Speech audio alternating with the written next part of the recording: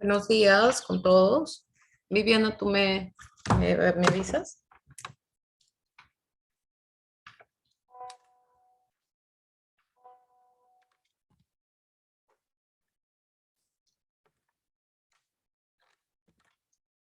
Ok.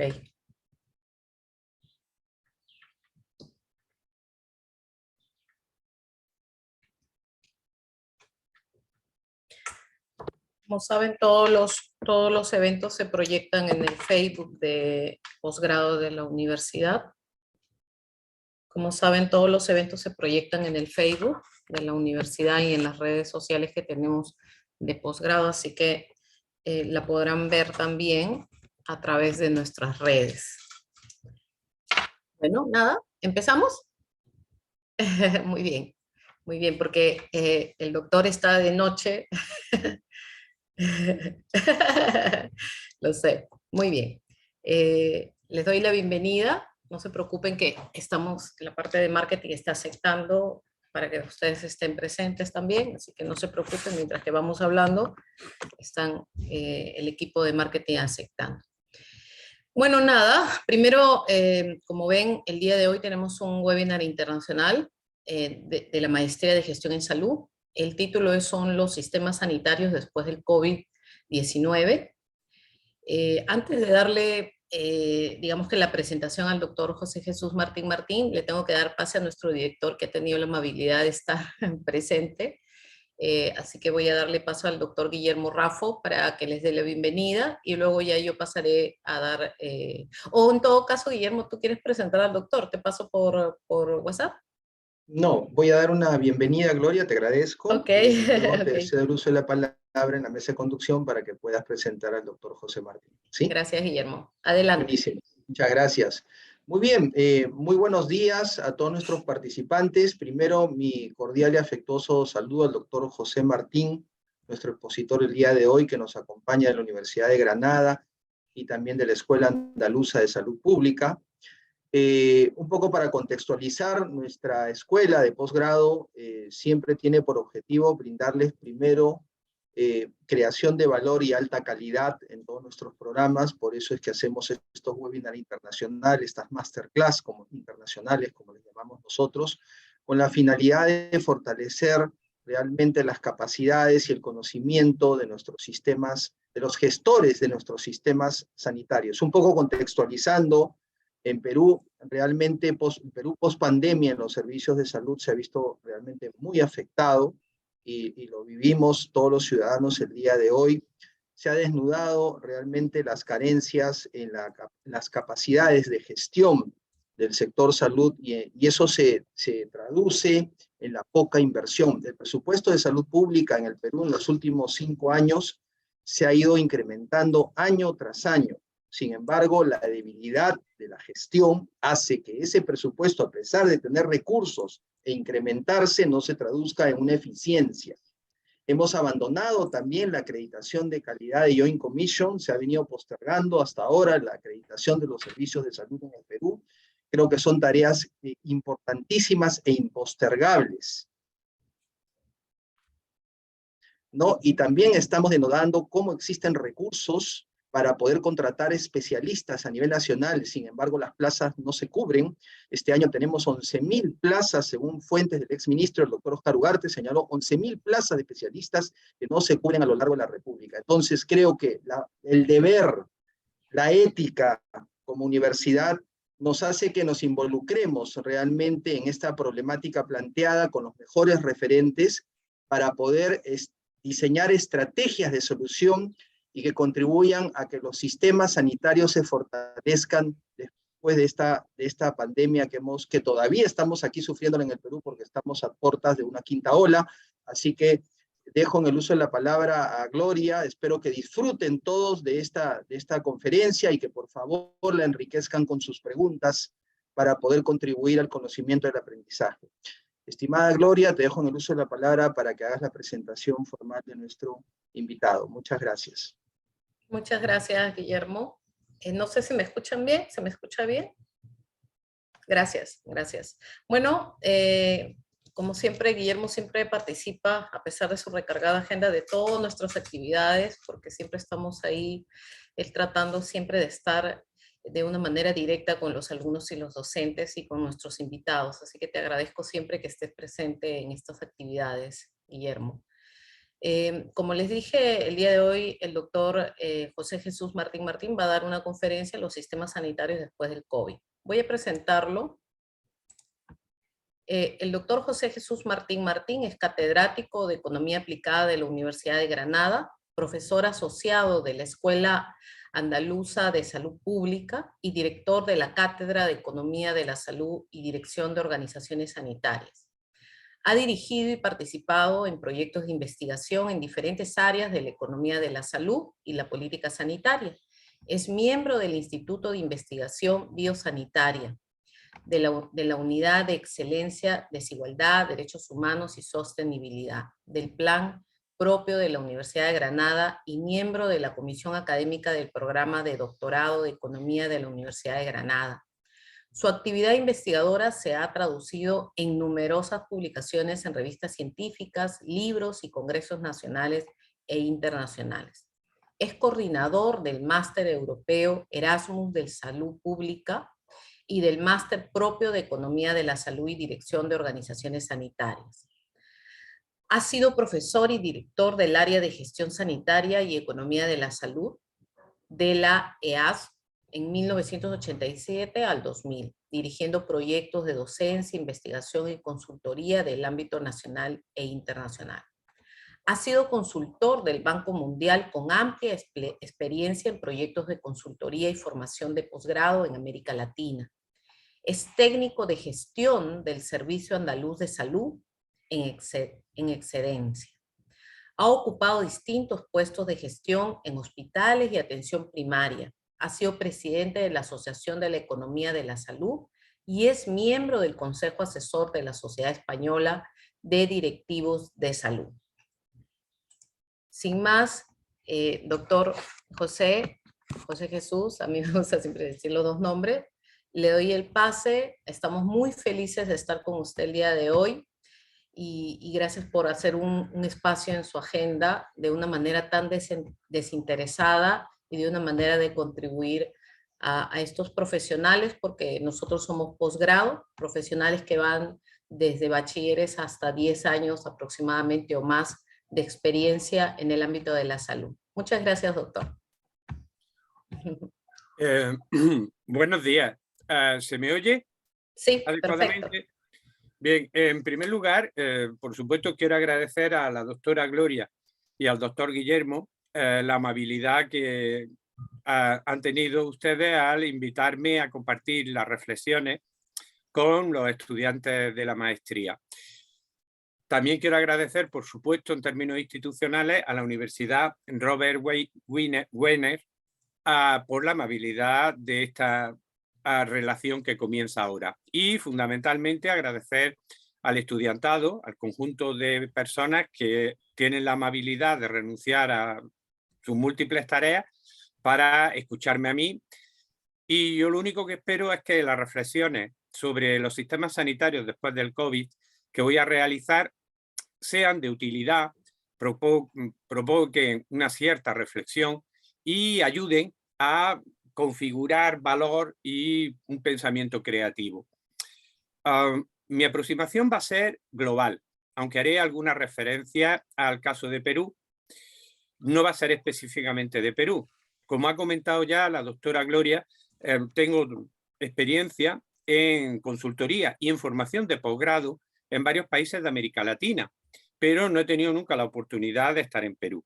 Por lo tanto, yo no soy un experto en los problemas que ha enumerado sucintamente el doctor Guillermo del sistema sanitario peruano, pero espero que la reflexión global que voy a hacer sirva para poner en perspectiva y que ustedes como expertos, los estudiantes, puedan sacar sus propias conclusiones a partir de mi breve y resumido análisis. Y sin más, y con este preámbulo, vamos a ver si funciona la tecnología, si les parece, y vamos a ver si puedo compartir el PPT. Guillermo, ya sabemos que tenemos que invitar al doctor Jesús para No, el 2023. vamos a ver. ¿Se ve adecuadamente la pantalla? Sí, doctor. Bien, pues vamos a empezar. La humanidad y todos los países hemos pasado por un shock que creíamos que ya no iba a suceder. De hecho, en el siglo XXI ya pensábamos que no iba a poder suceder que una epidemia global afectara tanto a la vida de las personas en todas las partes del mundo, a pesar de que numerosos informes de epidemiólogos anunciaban que podía suceder y que podía venir una pandemia global. ¿Y cuál es un poco el sustantivo en que todos nosotros hemos sentido cuando hemos recibido la mordedura de la pandemia? Yo creo que, se organiza la exposición en tres niveles. Primero, vamos a caracterizar la pandemia. Segundo, vamos a ver a qué desafíos se enfrentan los sistemas sanitarios en el siglo XXI. Y en tercer lugar, me voy a atrever a hacer una breve propuesta de agenda de transformación sobre cómo podemos superar los desafíos de los sistemas sanitarios en un mundo globalizado, interconectado y sujeto a la mayor revolución de tecnología, probablemente desde la revolución industrial. Bien, pues volviendo un poco a la frase que había dejado inconclusa, ¿qué es lo que todos hemos sentido cuando en los años 2020 y 2021 hemos visto cómo golpeaba en nuestras sociedades, en nuestras familias, la pandemia? Yo creo que hay un adjetivo que califica la emoción que todos hemos sentido: fragilidad. Todos hemos experimentado una enorme fragilidad al ver en riesgo la salud, la vida de nosotros, de nuestros familiares, de nuestro círculo de amigos y conocidos más cercanos. Y de hecho yo creo que el impacto de la pandemia ha sido brutal y ha cambiado nuestras percepciones y nuestros criterios sobre la vida o sobre la levedad de la vida. Con datos de enfermos y muertos registrados del panel de control de enfermedad de la Organización Mundial de la Salud, podemos observar que con fecha del 11 de noviembre, hace unos días, el número de contagiados, el número de fallecidos es enorme. Como aspecto positivo, que ahora mencionaremos, el número de dosis de vacunas supera y se aproxima a fecha de 9 de noviembre a cerca de los 13.000 millones de dosis de vacunas. En el caso específico de Perú, con los datos del panel de control de la Organización Mundial de la Salud, estaríamos hablando de más de 4 millones de casos de COVID confirmados, 217.000 muertes, más de 217.000 muertes, y en el aspecto positivo, más de 85 millones de dosis de vacunas puestas. Una de las características que ha tenido la pandemia es que ha impactado de forma brutal, sobre todo en las Américas y en Europa. El impacto en América Latina y el Caribe ha sido muy superior a su importancia poblacional. Con datos del último informe del CEPAL, la crisis sanitaria se ha traducido en un impacto en casos confirmados y en muertes por COVID en América Latina y el Caribe muy superior a nivel poblacional. Para una población de 650 millones de habitantes, el 8,4% del mundo, el número de casos confirmados han sido de cerca de 44 millones y un porcentaje del 18,5%. Y el número de muertes, de seres fallecidos, de personas fallecidas, asciende a 1,4 millones de personas en América Latina y el Caribe y supone el 30% del total.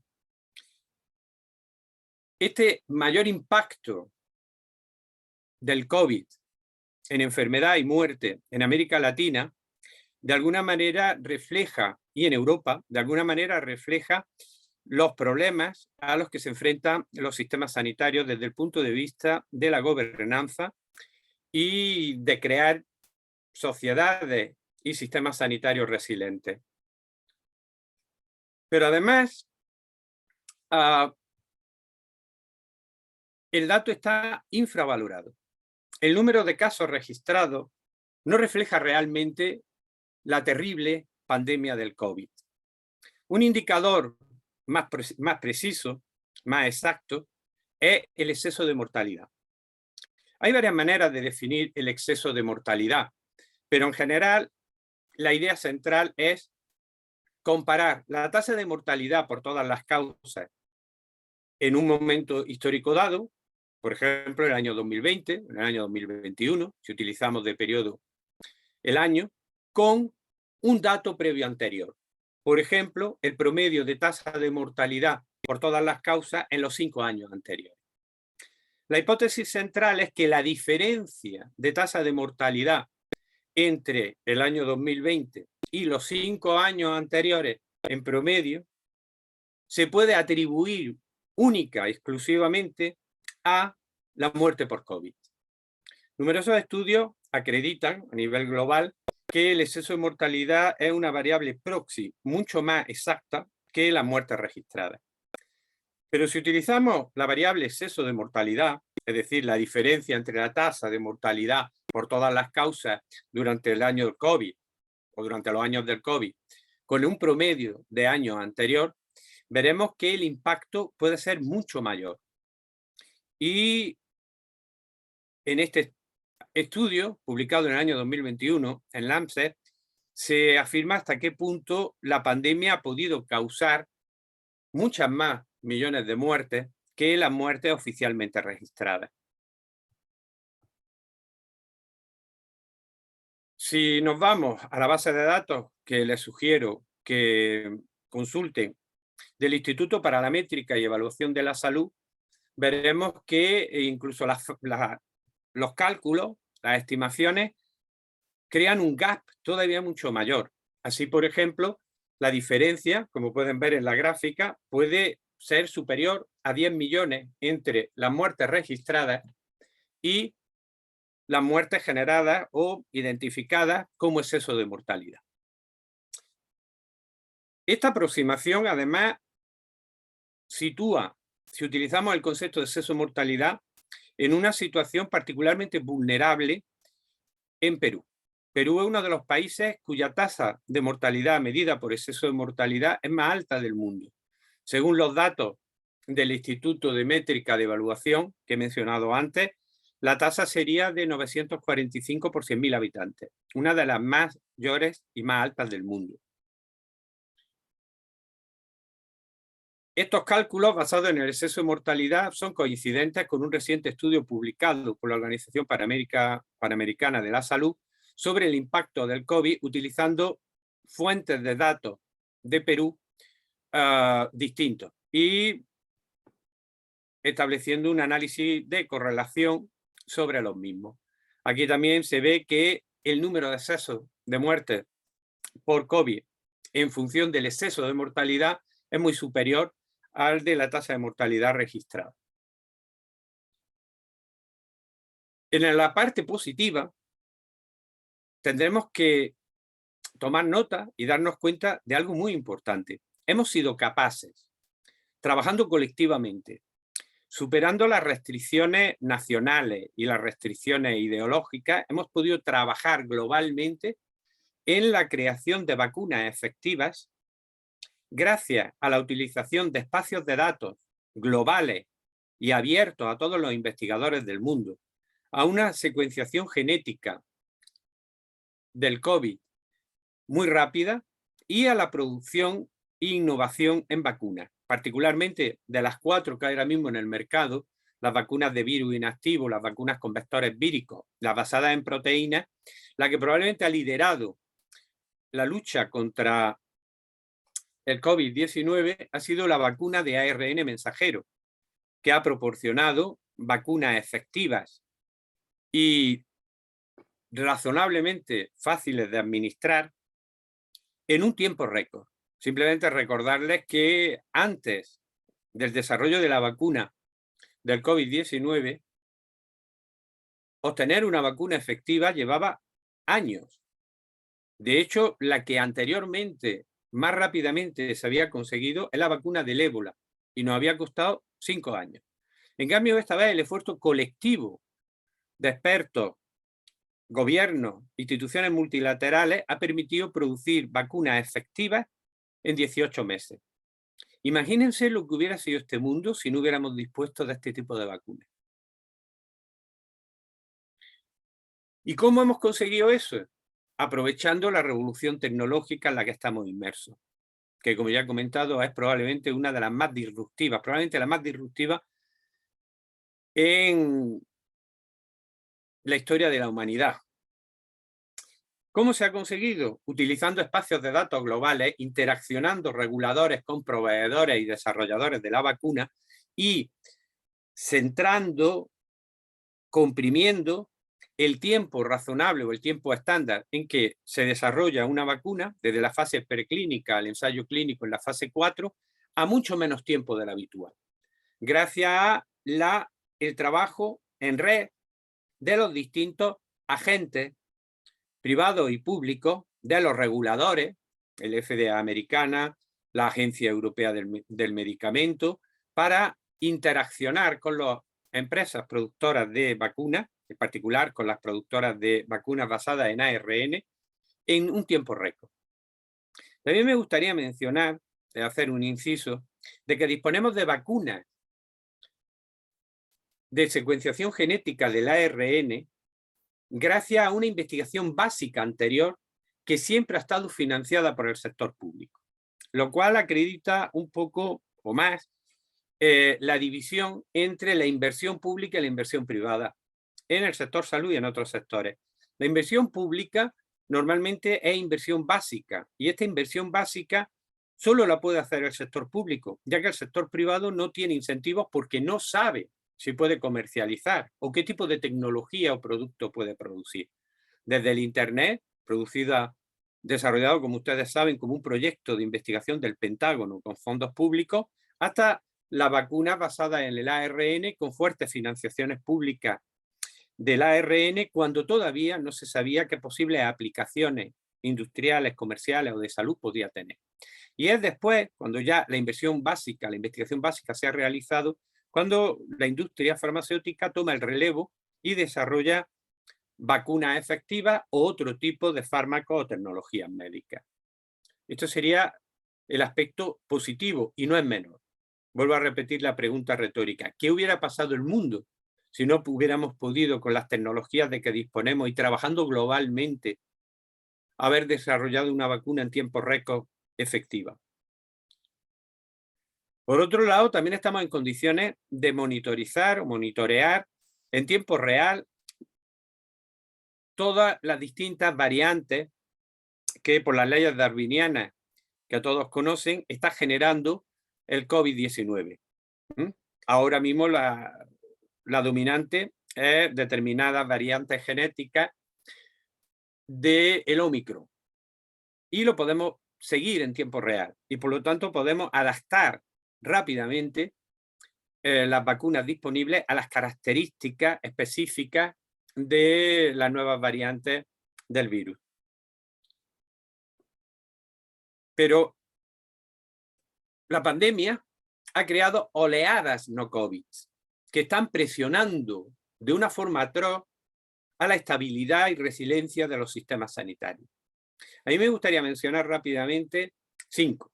3, que es la que ustedes ven en pantalla, que están directamente vinculadas a los sistemas sanitarios, a las organizaciones sanitarias, a los centros sanitarios. Y otras 2 que están más relacionadas con la función de producción de salud y los marcos institucionales, pero que tienen un impacto fuerte en la salud de las poblaciones.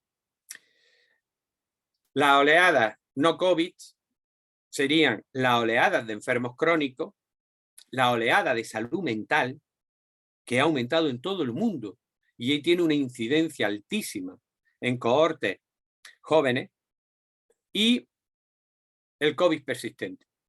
Un desafío que todavía no podemos explicar y que ha creado también una oleada difícil de tratar porque no se tiene desde la oferta sanitaria conocimiento suficiente para abordarla.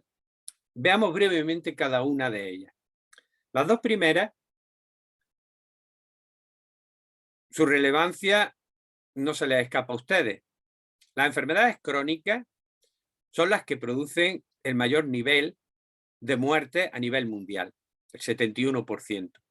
Durante la pandemia, muchas personas con enfermedades crónicas no han ido a los sistemas sanitarios por miedo, no han ido porque los sistemas sanitarios estaban colapsados atendiendo a enfermos COVID, y en muchos casos no han ido porque no tienen ni un diagnóstico, dado que el colapso de los sistemas sanitarios ha impedido que el sistema funcionara con el nivel razonable o no razonable de eficiencia habitual. Pero este shock, este aumento, esta ola no COVID de enfermedades crónicas, se le ha unido la ola de salud mental. Una ola de salud mental que ha disparado los ya crecientes problemas de salud mental en el mundo. Se calcula y se estima que ha habido 53 millones de casos adicionales de trastorno depresivo mayor en 2020 y más de 76 millones de casos adicionales de trastorno de ansiedad debido al COVID. Si esto lo expresamos en la métrica de los DALYs, es decir, en los años de vida ajustados por discapacidad, la pandemia del COVID ha supuesto 10,7 millones de DALYs para el trastorno depresivo mayor y 9,05 millones para los trastornos de ansiedad. Y si ven a la izquierda la pirámide poblacional, verán cómo está fuertemente sesgada y penaliza mucho más a las mujeres que a los hombres. Concretamente, en el trastorno depresivo mayor, más de 7 millones de mujeres frente a solo, entre comillas, solo 3,62 millones de hombres. Y en relación a los trastornos de ansiedad, también la desproporción es enorme. Más de 6 millones de mujeres frente a cerca de 3 millones de hombres. Estas dos olas, las olas de enfermedades crónicas y la ola de salud mental, suponen unas presiones intensas que no son puntuales en la oferta de servicios sanitarios, tanto en las organizaciones sanitarias públicas, en los hospitales públicos, los centros de salud pública, como en las redes asistenciales privadas. Esto también pasa en Perú. En un reciente documento de la OPS se comenta el impacto brutal que tienen las enfermedades no transmisibles y los trastornos mentales. El 69% de la mortalidad en Perú, según este informe, se debe a enfermedades no transmisibles. Un porcentaje muy alto, cercano al 14%, se debe a malos estilos de vida y una creciente prevalencia en problemas de depresión y ansiedad. La tercera ola que les he comentado, que impacta directamente con los sistemas sanitarios, es el COVID persistente. La verdad es que no tenemos manera de gestionar bien esto. La definición del COVID persistente incluso es compleja y ha tardado mucho en generarse un consenso en torno a ella. En la diapositiva pueden ver la definición. Las estimaciones del COVID o del COVID persistente indican que el 6,8% de todas las infecciones y el 15,2% de pacientes con infección sintomática desarrollan COVID persistente, con una multiplicidad de síntomas, como puede observarse en el mapa que tienen en la parte superior izquierda, y que hace muy complejo el abordaje por parte de los dispositivos sanitarios, que no tienen guías de práctica clínica y que no saben cómo responder ni cuáles son las causas de tal disparidad de variaciones en el COVID persistente, pero que están creando mucho sufrimiento y mucho dolor. En España hay una iniciativa hace poco de los médicos generales para tratar de establecer un protocolo para poder lidiar con la presión que están generando los enfermos del COVID persistente. Pero les mencioné que en relación a la función de producción de salud sí querría comentar brevemente otras dos olas no COVID. Uno es el crecimiento brutal de la desigualdad. En primer lugar, comentar que no todas las pandemias generan incrementos de la desigualdad. Hay algunas que históricamente han reducido la desigualdad, como la peste que arrasó Europa durante la Edad Media. La enorme tasa de mortalidad entre los campesinos hizo que fuera escasa la mano de obra y que subieran los salarios reales de los campesinos durante más de una generación. Sin embargo, el COVID-19 lo que ha hecho ha sido exacerbar unos procesos de desigualdad global y entre países que ya empezó a ser muy agresiva desde la gran recesión del año 2008, que supuso un frenazo completo a los procesos de reducción de pobreza globales que con mayor o menor tasa de aceleración se habían llevado hasta entonces. En el momento actual, las desigualdades económicas generan la muerte de al menos 21.300 personas cada día. Muere por desigualdad económica una persona cada 4 segundos. Si se van, y se lo recomiendo, al último informe mundial de la desigualdad generado por el Laboratorio de la Desigualdad, una red mundial liderada por Thomas Piketty, que se hizo famoso, un economista francés que se hizo famoso con su libro El Capital en el siglo XXI, verán cómo los resultados son no preocupantes, sino lo siguiente. El 50% de la población más pobre tiene escasamente el 8% de la renta y el 2% de la riqueza. Como ustedes saben, la renta es una magnitud flujo y la riqueza es una magnitud stock. Las clases medias, el 40% de la población mundial, acumulan el 39% de la renta y el 22% de la riqueza.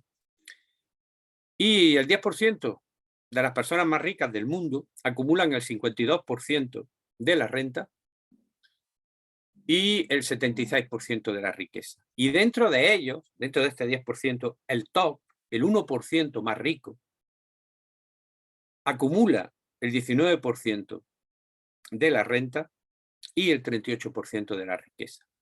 En la parte inferior pueden observar la conocida curva del elefante. En el periodo 1995-2021, comprendiendo, por tanto, tanto la gran recesión del 2008 como el impacto del COVID. Como pueden observar, el 50% más pobre capturó solamente durante este periodo el 2% del crecimiento mundial.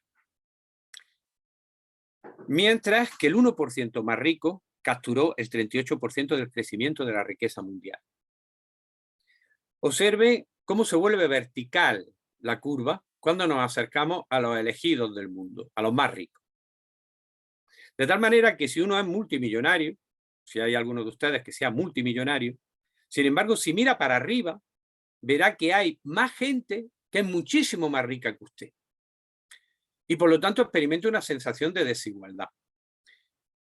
La contracción viene derivada por otro fenómeno fascinante a nivel global. La reducción de la pobreza masiva en China y en menor medida en la India, lo cual ha permitido sacar de la pobreza a más de 300 millones de chinos en los últimos años. Mientras que las clases medias de Occidente, de Europa y marcadamente de Estados Unidos, han visto descender su nivel de vida y su riqueza y aumentar la desigualdad. La pandemia ha sido combustible para el incremento de la desigualdad.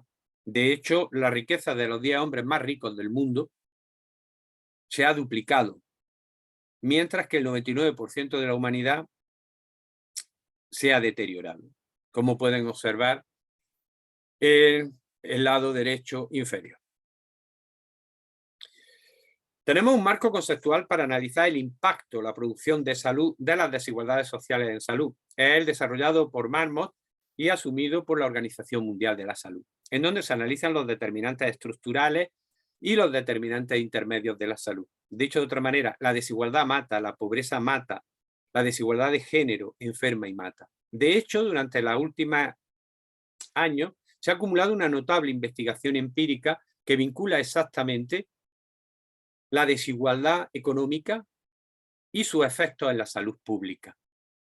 No solo porque haya menos asistencia sanitaria, no solo porque los sistemas sanitarios no tengan una universalidad o porque haya peor niveles de alimentación o de estilos de vida, sino que numerosos estudios recientes hechos por genetistas, por biólogos, demuestran que la brecha entre ricos y pobres crea enfermedad y crea muerte debido al estrés crónico. De tal forma que el estrés afecta a la inflamación, a la destrucción de elementos fundamentales y al deterioro de ciertas zonas cerebrales. El neocorte, el hipocampo, la amígdala, el sistema dopaminérgico y mesolímbico, que generan enfermedades crónicas en el aparato circulatorio, que permiten o pueden afectar al metabolismo, incrementando el riesgo de provocar diabetes, y que incluso alteran la fecundidad y la libido. Y finalmente son uno de los responsables fundamentales del acortamiento de los telómeros, generando el envejecimiento prematuro. Por lo tanto, tenemos vínculos científicos robustos sobre la relación entre una sociedad desigual y una sociedad más enferma y con mayor número de muertes. Y el COVID ha exacerbado esa desigualdad en numerosas sociedades. Por otro lado, el COVID ha empeorado la gobernanza y la gestión democrática. En este informe de la Fundación Ideas pueden observar cómo solo el 70% de la población mundial vive en países o no democráticos o en regresión democrática. Y solo el 9% de la población viven en democracias con altos estándares. Y como pueden ver, durante la crisis financiera global del 2008 y durante la crisis de la pandemia, los países que regresan, que tienen una regresión democrática, superan claramente a los que tienen mejoras positivas en sus niveles de gobernanza democrática. El último informe del The Economist, la principal referencia, ¿no?, el índice democrático que elabora anualmente el The Economist, refleja esta tendencia. Aquí ven en pantalla los 20 países, los únicos 20 países que se consideran democracias plenas, según el índice, el ranking del The Economist, formada por la agregación de 5 rankings que pueden ver en pantalla. Lidera la clasificación Noruega, Nueva Zelanda, Finlandia, Suecia, y hay 2 países latinoamericanos dentro de estas democracias plenas, Uruguay y, cerrando la clasificación, Costa Rica. Tanto España como Perú están en democracia imperfecta. España está cerca de ser una democracia plena y de hecho es el primer año desde que se elabora este índice que no es una democracia plena. En el año 2020, si lo consultan, era una democracia plena, cerraba la clasificación al lado de Costa Rica. Pero este año los indicadores le han hecho caer por debajo del 8 y la regla establecida por este índice es que por debajo de 8 es una democracia imperfecta. Y España puntúa con 7,94.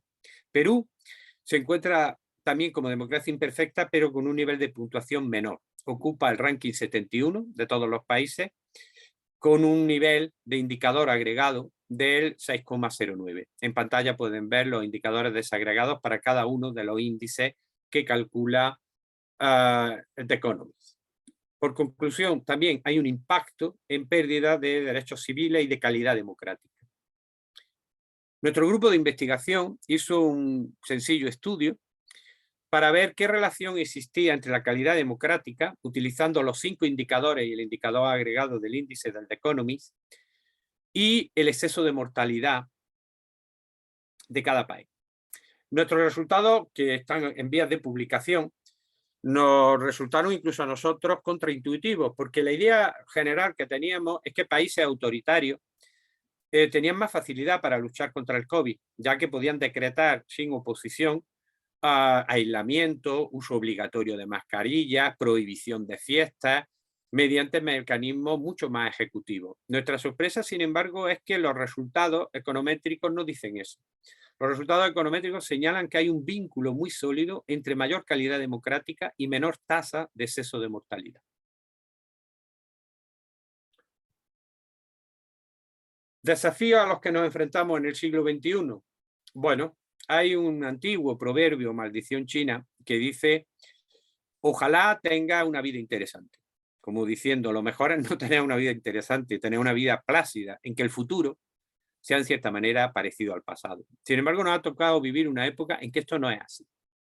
Tenemos una guerra en Europa que ha provocado una crisis energética y un proceso de inflación rápido que está obligando a una subida de tipos de interés por parte de la Reserva Federal norteamericana y por parte del Banco Central Europeo, y eso se va a traducir en un incremento de los tipos de interés y de la deuda externa que tengan, por ejemplo, muchos países de América Latina, estableciendo constricciones muy agresivas a la capacidad de poder gestionar presupuestos.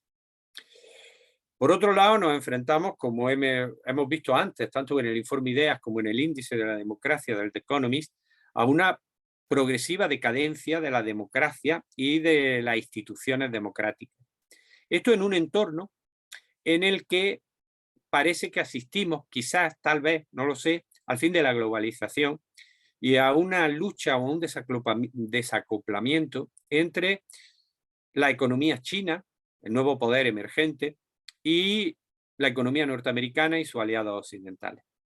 A corto plazo, probablemente, el mundo se encamina a una situación de poco crecimiento con recesión en muchos países desarrollados. El último informe, el Economist Outlook de la OECD, publicado en septiembre, ya prevé que la reducción del crecimiento mundial, como pueden ver en la diapositiva, se reduzca drásticamente. Y los ingresos también podrían disminuir en una cantidad cercana a los 3 millones de dólares, creando problemas en economías emergentes y en varias economías de América Latina. Pero a largo plazo estamos ante una época disruptiva en la que nos enfrentamos a un cambio climático que ya no se puede desconocer, creado por el ser humano, un cambio antropocéntrico que va a generar nuevas pandemias.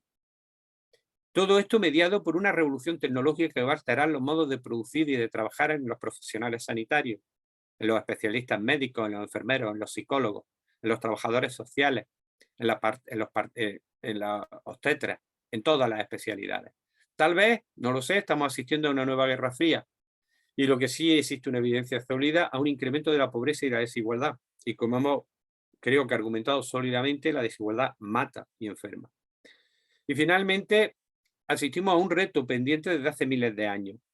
Hemos construido durante milenios, al menos desde la agricultura, al menos desde hace 10.000 años, en lo que el pensador Harari llama la trampa de la agricultura, hemos desarrollado sociedades y civilizaciones fuertemente patriarcales. Y esto tiene una influencia importante en medicina, en donde el sesgo patriarcal es muy importante. Y los libros, los diagnósticos, los síntomas, se hacen desde una perspectiva patriarcal. Y eso crea problemas, por ejemplo, en el diagnóstico de enfermedades cardiovasculares en señoras y en otros problemas de enfermedades no transmisibles o enfermedades crónicas.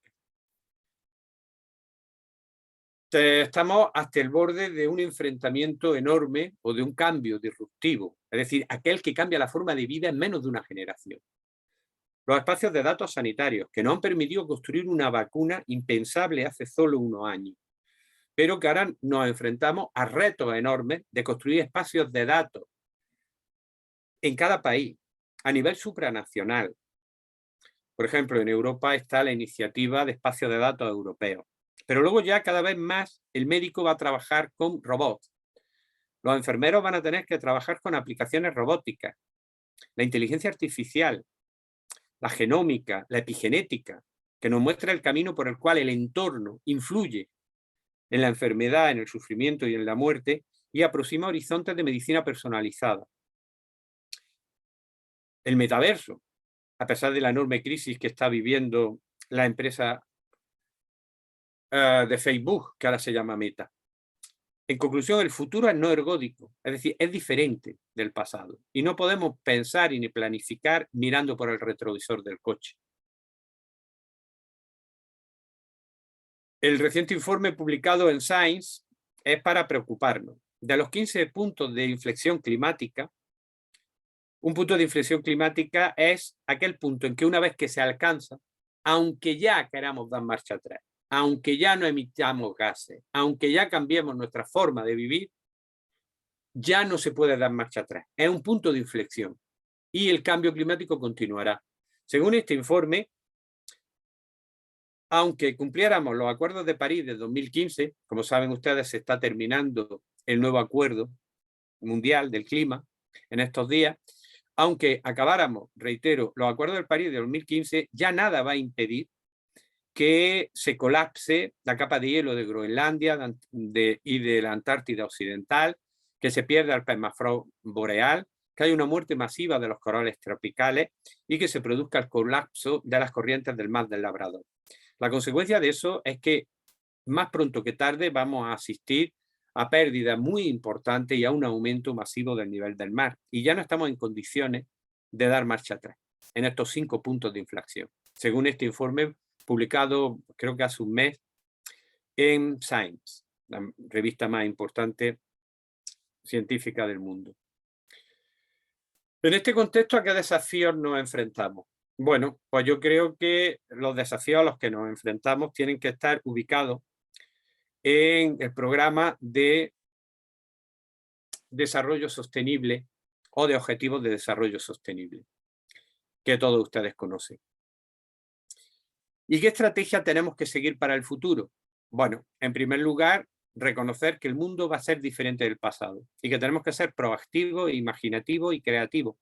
Y que creer que el futuro es una proyección del presente o del pasado es un error. Para esto necesitamos, para estos retos a los que nos enfrentamos, necesitamos producir instituciones globales para que produzcan bienes públicos globales, porque las epidemias no entienden de fronteras, el cambio climático no entiende de fronteras, y en un mundo interconectado, ni los datos, ni el análisis de datos, ni siquiera los flujos migratorios entienden de fronteras. Y aquí tenemos un enorme problema, porque a nivel internacional todavía estamos anclados en la Paz de Westfalia, que definió una situación en la que cada Estado era dueño e independiente de establecer las normas y las reglas que considerara oportuno.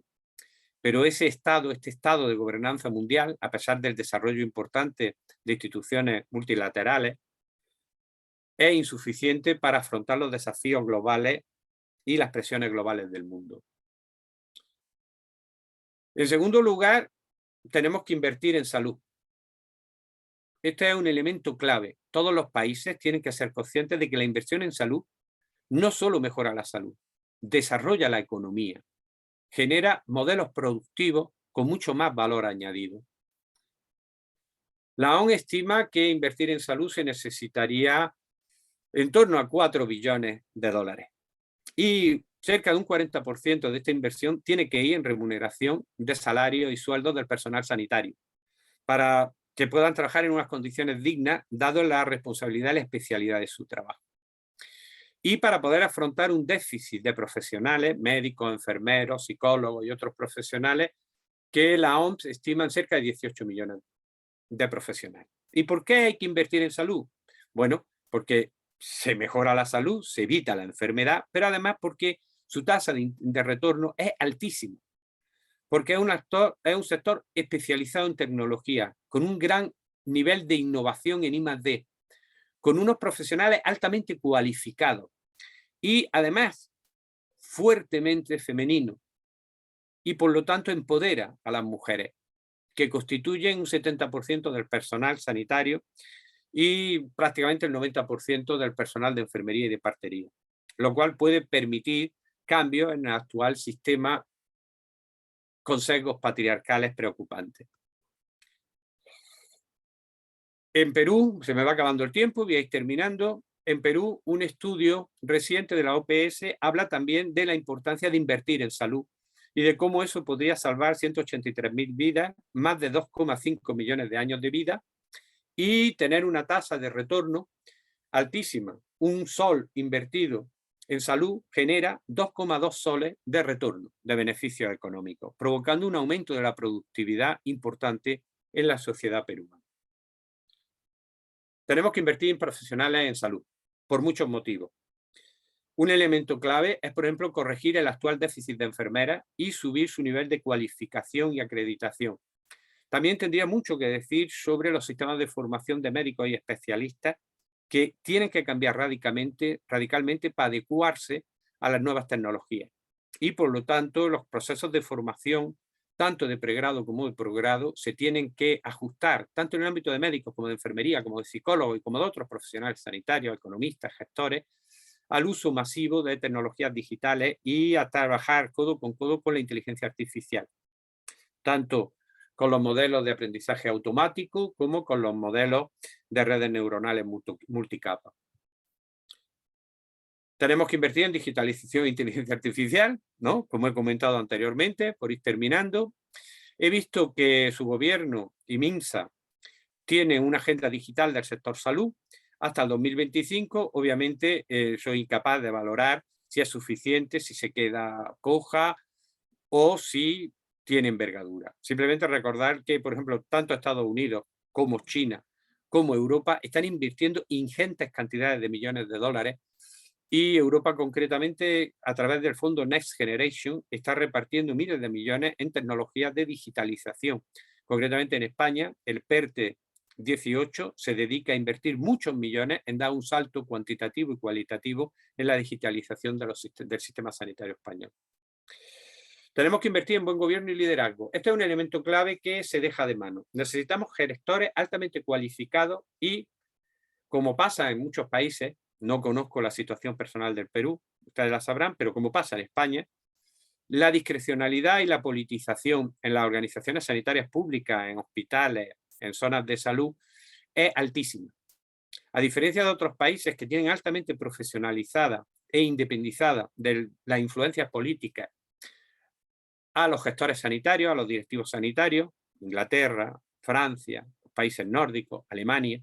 En España el clientelismo nos recuerda o me recuerda a mí a la época del siglo XIX, en donde nuestro nivel clientelar en directivos y en gestores es altísimo, lo cual supone una lápida o una amenaza a la capacidad de crear salud y de generar cuerpos de élite de gestores sanitarios capaces de tomar decisiones independientes o con autonomía del sector político. Necesitamos también comprender que las organizaciones sanitarias no son empresas de bienes y servicios.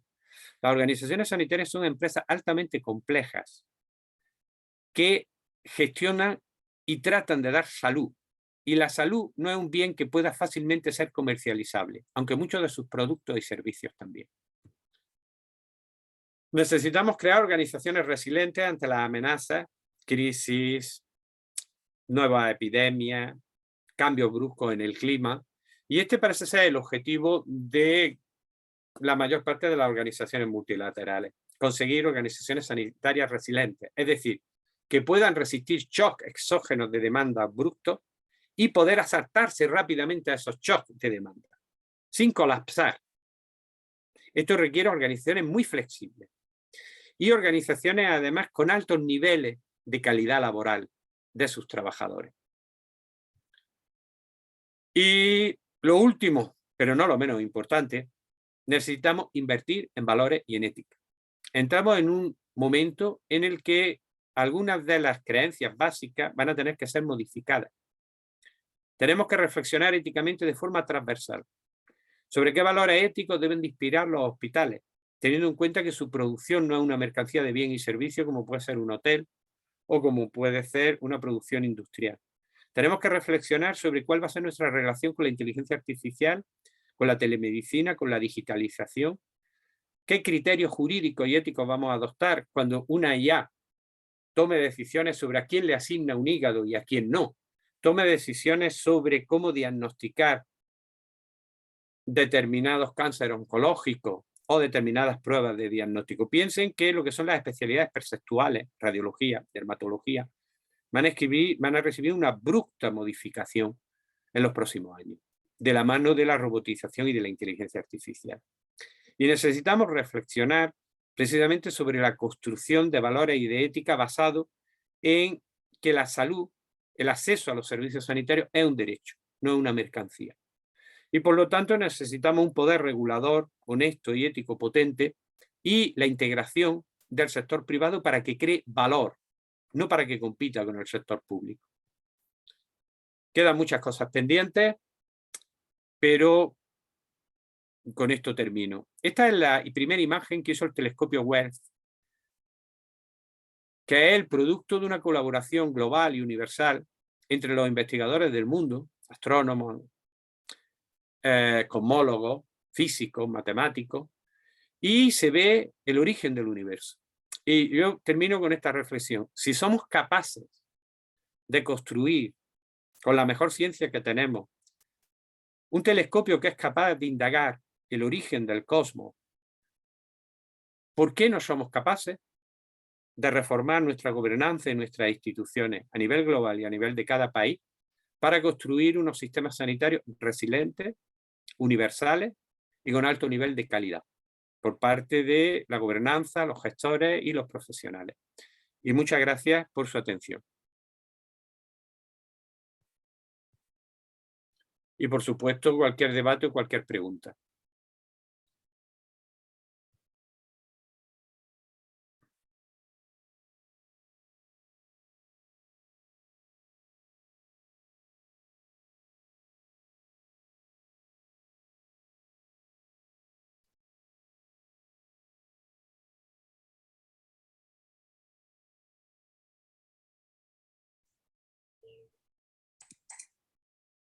Muchas Ahora sí. gracias, Sí, doctor disculpe que José no Martín. sabía, no sabían desactivar los audios.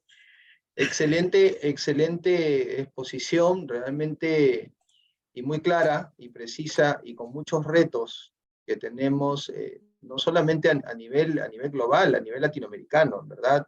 Se desnudan retos, son verdaderos retos, sobre todo Vivi, para... no puedo activar mi cámara ni audio, nada. Gloria, Actívenles a todos.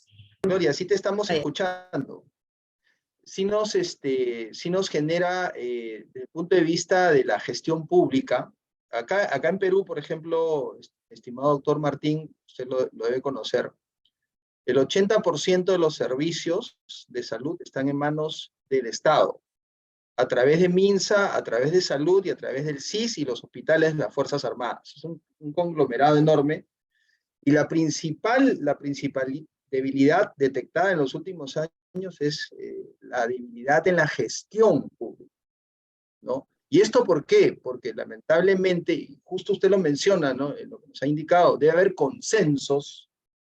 de haber consensos en la democracia, tenemos que tener consensos todos los actores para que ese fortalecimiento del sistema de salud sea prioritario y tenga sostenibilidad en el tiempo, ¿no? Y ahí es donde fallamos, lamentablemente, porque no logramos esos acuerdos como sociedad. Cada vez que hay un cambio de gobierno en una democracia como la nuestra, se cambian realmente las prioridades, ¿no? Y eso, ¿a quién impacta? Impacta directamente al ciudadano, ¿no? Entonces, creo que usted ha puesto muy bien sobre la mesa los puntos y las prioridades. Yo quisiera, Gloria, que moderemos un poco la participación. Acá el profesor Alberto Barrenechea, por ejemplo, nos ha levantado la mano para hacer sus preguntas. Invito a los participantes a hacerlo, o también a través del chat, que entiendo que ya se ha habilitado. Adelante, profesor Barrenechea.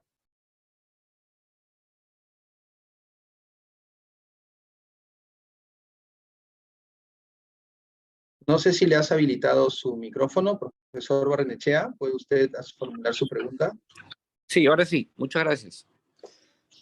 Gracias, profesor, también por haber muy buena su exposición, muy didáctico. Y en la medida en que iba pasando la la presentación y desarrollo del contenido iba haciéndome varias preguntas que quisiera trasladárselas si me permite. La primera está en razón de lo que ha significado, como usted dice, este avance tecnológico para producir vacunas en un tiempo récord. Pero también, por otro lado, casualmente, 4 fueron los países que terminaron, digamos, descubriendo una vacuna efectiva, ¿no? Con relativa eficacia, ¿no? Y curiosamente, 2 de esos países eran, digamos, por decirlo de alguna manera, de economías capitalistas, y 2 de economías más tendencia a socialismo o comunismo, como China y Rusia. Y lo curioso es que ninguno de las 4, ninguno de los 4 países, 2-2, digamos, ¿no? Dos con 2 tendencias extremadamente antagónicas, compartieron la patente, ¿no? Compartieron la fórmula como para que se produzca esto en otros países, como por ejemplo Francia, que tiene una buena línea de producción, o Australia mismo, o incluso la India, ¿no? O sea, de modo tal que la vacuna en un principio, desde que se descubrió hasta que pasaron muchos meses, hasta que llegó a repartirse al mundo, se pudo haber fabricado en mayor escala, y al acortar el tiempo probablemente de vacunación, se hubiese logrado seguramente salvar mucho más muertes, ¿no? Mucho más vidas, mejor dicho, ¿no? Que no caigan en muertes. Sin embargo, mi pregunta era, va por ahí, ¿no? O sea, a futuro eso va a pasar siempre, vamos a estar como que todo el tiempo supeditados a lo que signifique eh, los grandes descubrimientos atribuidos a un investigador que luego tiene la patente, y sobre la base de eso, como ha ocurrido también, yo sé de paso, las primeras vacunas que se vendieron a un precio bastante elevado. Nosotros mismos como país, si vemos la tarifa que pagamos al principio por las vacunas chinas, fueron bastante elevadas comparadas con las de Pfizer que compramos meses después, ¿no? Es más, se firmaban cláusulas de no revelar los precios, porque la farmacéutica iba poniendo precios en la medida, tanto las chinas como la norteamericana y la de Reino Unido iban poniendo precios en la medida que iban pasando los contratos, ya sea por volumen, por oportunidad, por lo que fuera, ¿no? Y lo otro que también me llama la atención es, como usted bien comenta, eh, hay mucho por hacer en cuanto a crónicas, en cuanto a enfermedades crónicas, y todos los informes que usted ha mostrado, incluido el Perú, dan cuenta de que esto engrosa hoy en día los grandes costos y los grandes presupuestos de gasto en salud de cualquier parte del mundo. Así como se ha hecho se ha invertido estos recursos como para que la vacuna salga en un tiempo récord, ¿no? Podría también seguramente la industria trabajar en buscar otras alternativas de solución a estas enfermedades crónicas, ¿no?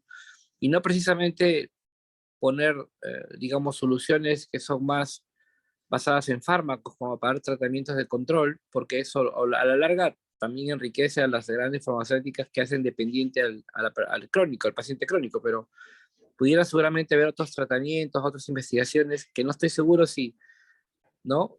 Será por conveniencia de la propia industria que quisiera investigar eso, pero si esto ya es un problema mundial, ¿no? Porque todas estas enfermedades crónicas degenerativas se han hecho ya mundiales, ¿no?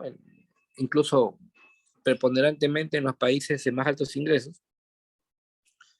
¿Cómo podríamos incentivar, digamos, ¿no? Tanto en el primer caso como en este segundo que manifiesto, para que podamos modelar algún tipo de conducta de la industria a favor de esta búsqueda de soluciones más costo efectivas, ¿no? Bueno, tengo en verdad mucho más preguntas, pero no quisiera ocupar mucho tiempo. Esas 2 quisiera plantearles, profesor. Gracias. Doctor Martín, el doctor que acaba de hacer la consulta es docente en la maestría, es de Economía para la Salud. Pues encantado de conocerle, doctor Alberto, y tiendo a coincidir con usted. Voy a hacer algunas matizaciones simplemente. En primer lugar, sí es verdad que han sido 4 países que tienen estructuras de gobernanza diferentes, pero en general el nivel, los estudios que hay parecen señalar que son las hechas en países capitalistas, ¿no? Las que parece que basada en la nueva tecnología del ARN, las que tienen mayor tasa de efectividad. Pero bueno, esto de todas formas no es relevante, era simplemente un apunte. El otro tema es un tema que, como usted conoce perfectamente, es mucho más complejo. Los mercados farmacéuticos son mercados oligopolistas que practican sistemáticamente la discriminación de precios.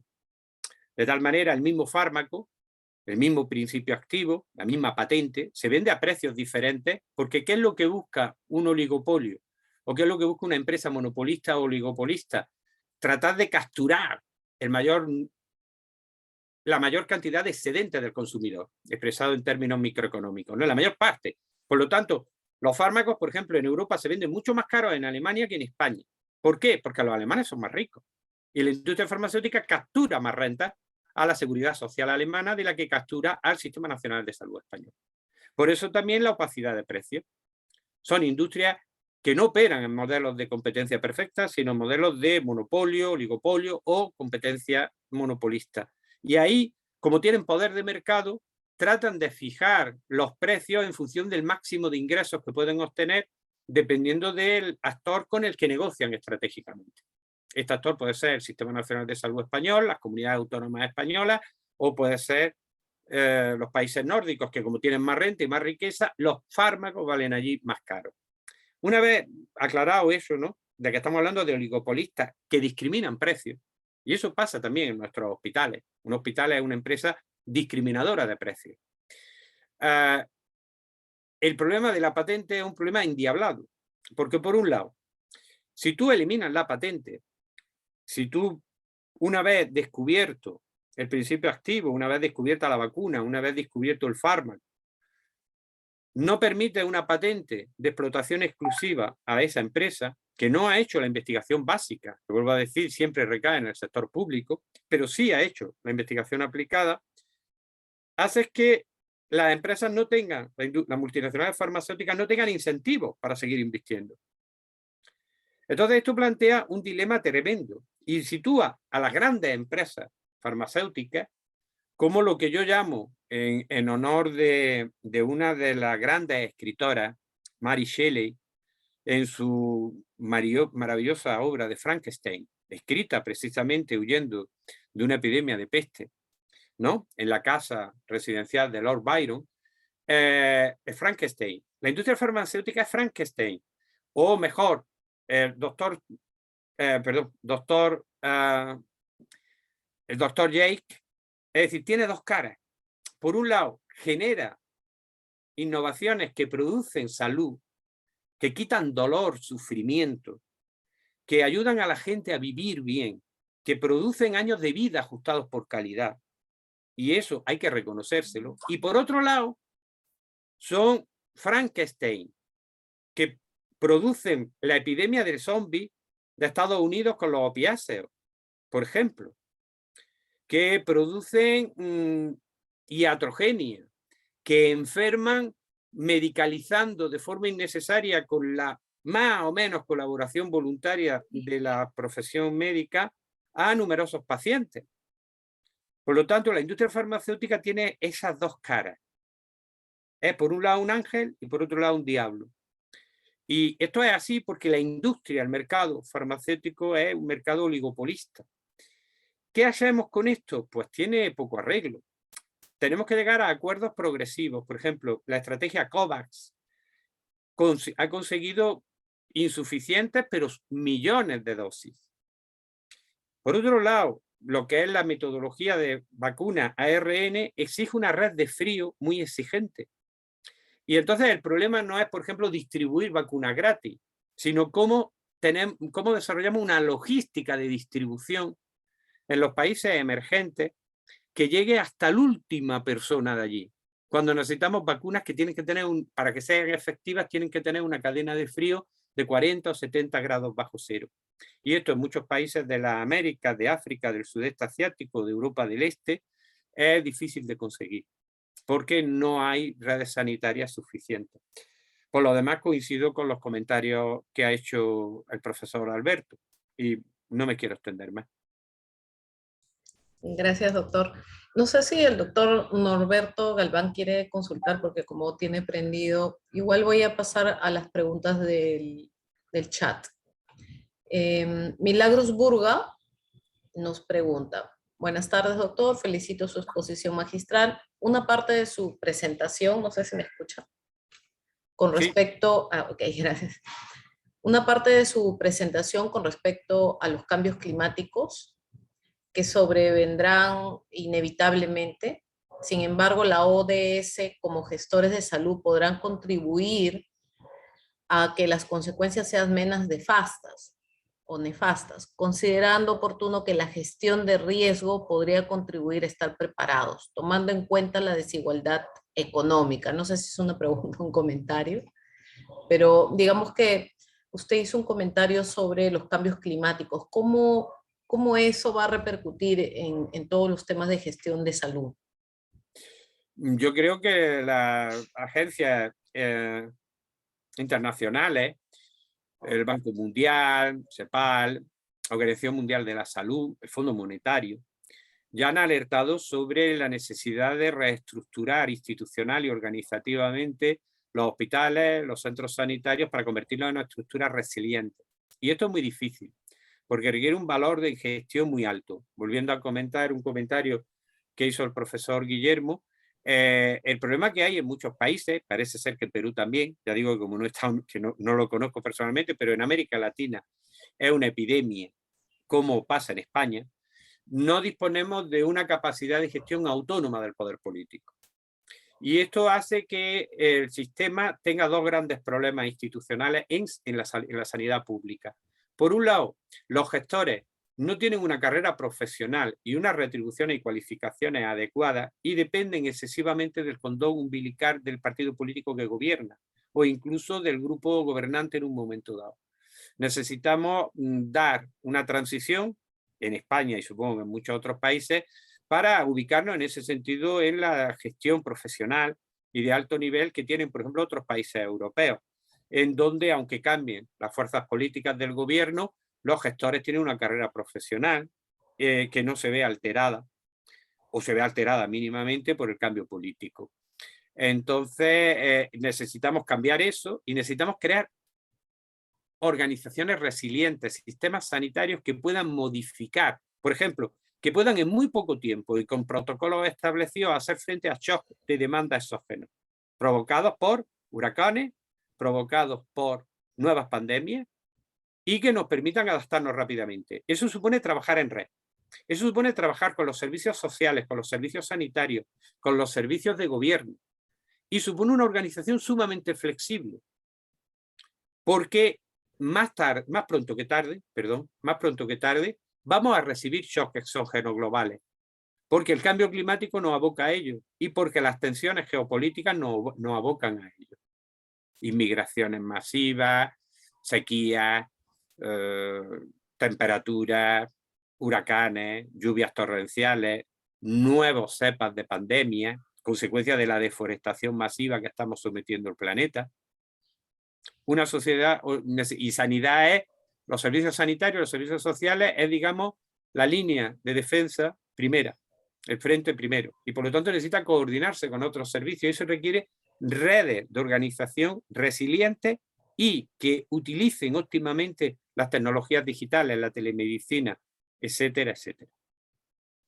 Yo tengo una pregunta porque me encanta la parte de compliance sobre el liderazgo y temas que tienen que ver con los líderes y tanto en el sector salud, ¿no? Usted mencionó potenciar la parte vocacional, ¿no? Y ahí yo tengo una pregunta. ¿Cómo potenciar eso si vivimos 30 años, digamos, en un país en donde está arrastrando de repente una mala educación o escasa educación, no potenciada, unas políticas de gestión pública no tan buenas, eh, digamos que la economía no tan buena, ¿no? Entonces la gente, digamos que la salud mental no es tan buena también, digamos que todo esto que arrastra la corrupción, la política, las malas gestiones, en fin, hace que la gente cuando vaya a su trabajo, tanto en la parte pública como en la parte privada, de repente tuvo la vocación como que muy, ¿no? Muy fuerte al principio, pero poco a poco con todas estas malas gestiones o, no sé, temas complejos que pasan en el trabajo, en fin, ya van decayendo, digamos, esta vocación que nunca se debe de perder, que para mí es sumamente importante, ¿no? O sea, por ejemplo, eso hace que tú hagas las cosas bien, que mires lo que usted bien dijo, que en salud no solamente es un tema comercial, ¿no? Es un tema del derecho a la vida, del derecho a la salud, ¿no? De todo eso. O sea, ¿cómo podemos hacer en un país como el nuestro, un poco golpeado, ¿no? En estos tiempos, cómo poder nosotros sacar adelante una gestión con tantas trabas y potenciar, digamos, eso que todos los tenemos. Yo sé que todos tenemos esa vocación para, ¿no? En cada una de sus carreras, ¿no? Pues si yo tuviera la solución para eso, me encantaría compartirla, pero no la sé y además necesitaría estudiar previamente la situación de Perú y aún así no creo que encuentre la solución mágica. Porque Creo que una es en cosa cada es, uno, ¿no? De sí, nosotros. pero yo creo que sí se pueden apuntar a algunas líneas generales. La primera, yo creo que todos los países de América Latina tienen que tener como objetivo prioritario la universalización de la asistencia sanitaria. Y eso quiere decir que todos los ciudadanos del Perú puedan asistir a una cartera de servicios amplia y completa del sistema sanitario. El gran drama, creo yo, que tienen la mayor parte de los países de América Latina es el fraccionamiento del seguro. Porque tiene segmentado los seguros. Unos son públicos, otros son del ministerio tal, otros son de seguridad social, otros son para grupos marginados o pobres, y luego tienen un componente de seguros privados.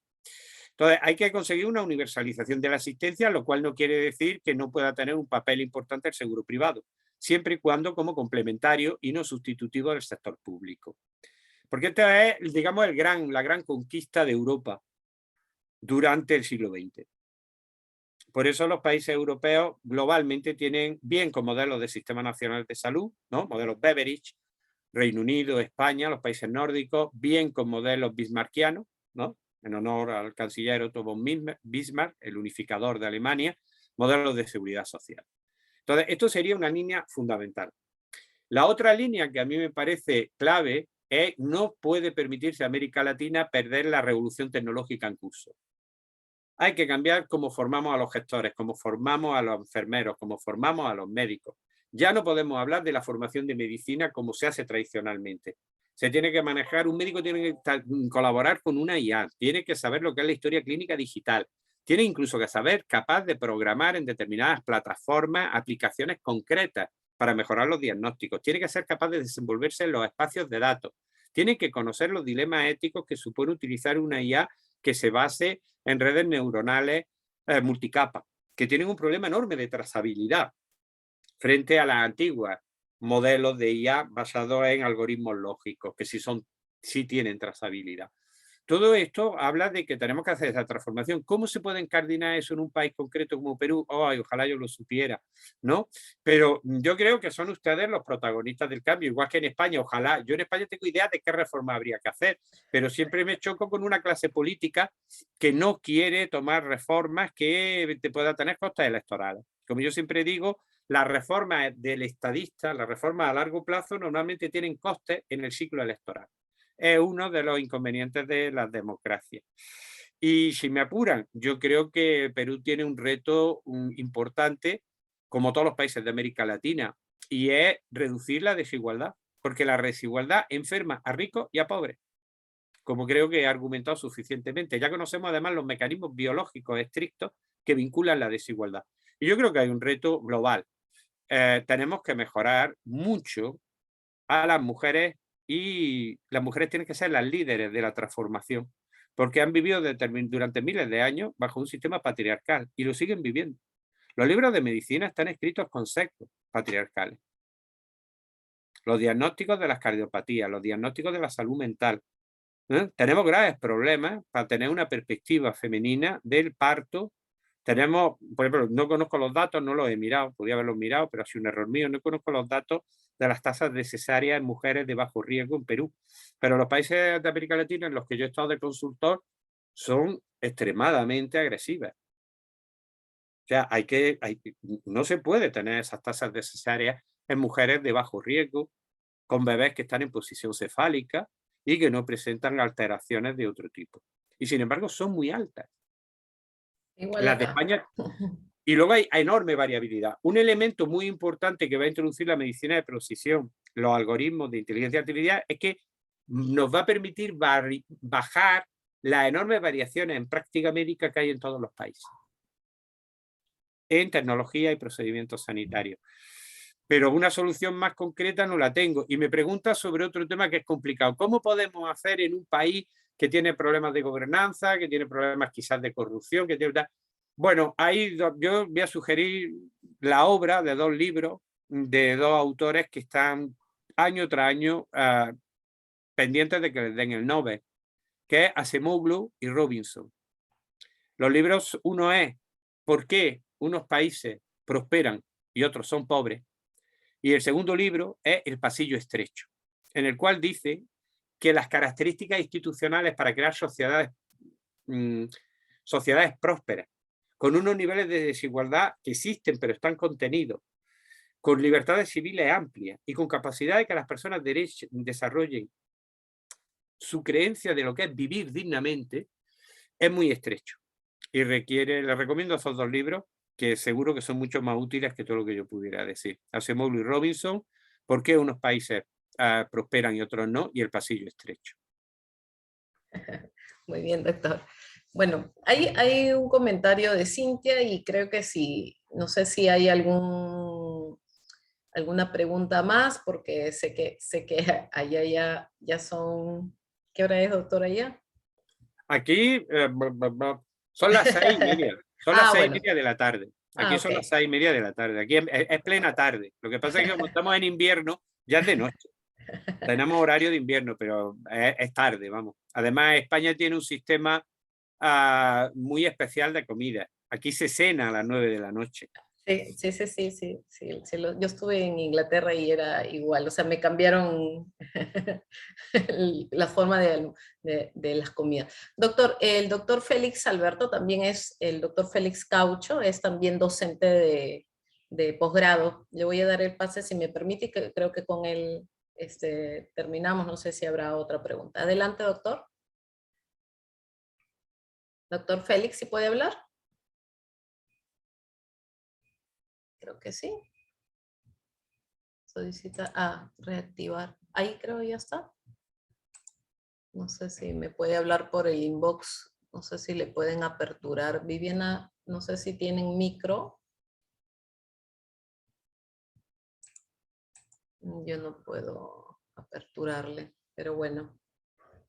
Doctor Félix, me avisa por favor Sí, por WhatsApp. ¿cómo está? Ahí está. Buenas tardes. Ahí está.